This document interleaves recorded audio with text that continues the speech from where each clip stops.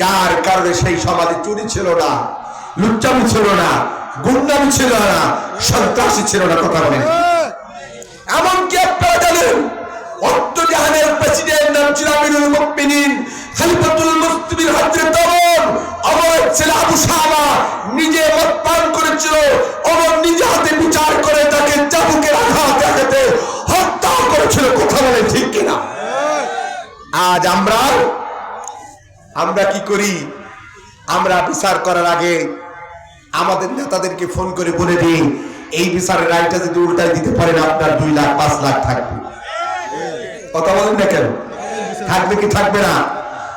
রংপুর জেলার ভাইরা, আজ স্বাধীনতার 53টি বছর পরে যারা বাংলাদেশের মানুষদেরকে কল্যাণ চাইতো, জনগণের কল্যাণ চাইতো, যারা বলত এদেশে আল্লাহ সত্যকের শাসন চাই, খোদার কসম আজ যদি আল্লাহর আইন কার্যকরিত থাকতো, সত্যকের শাসন থাকতো, আমার দেশের কোটি কোটি টাকা বিদেশে পাচার করার শক্তি বাংলাদেশের কোন স্বৈরাচারের থাকতো না।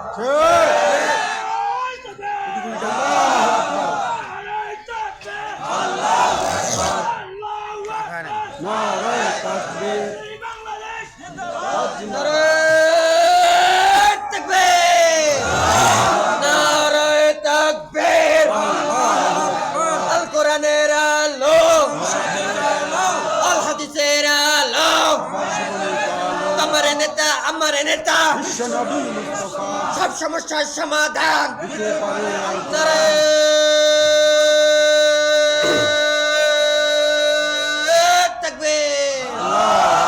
আমার ভাইরা, আপনাদের কষ্ট হচ্ছে।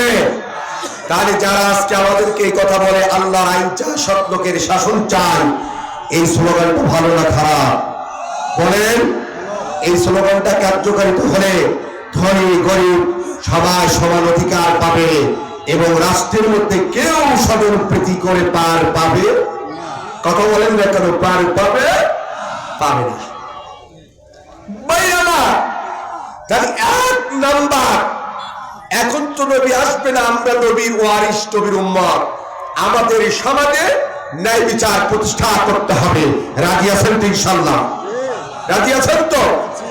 এই ন্যায় বিচার প্রতিষ্ঠা করতে গিয়ে যদি আমাদের বিরুদ্ধে মিথ্যা মামলা দেয়, জাতির কাছে আমাদেরকে রাজাকার বানায়, আলবদর বানায়, সাপ বানায়, আমাদেরকে নেতৃত্বের শত্রু বানায়, আমাদেরকে সমাজের মধ্যে যদি বয়কট করেন, এরপর আমরা আমাদেরকে যদি ফাঁসির কাস্তে ঝোলান, এরপর এই কাজ করা থেকে প্রতিফল হবো না। কথা বলেন ঠিক তবে ঠিক। আমার ভাই, আমার 2 নম্বর, যেই খুতবার মধ্যে প্রতি জুম্মার নামাজে ইমাম সাহেব পারা এই আয়াতটা আলোচনা করে,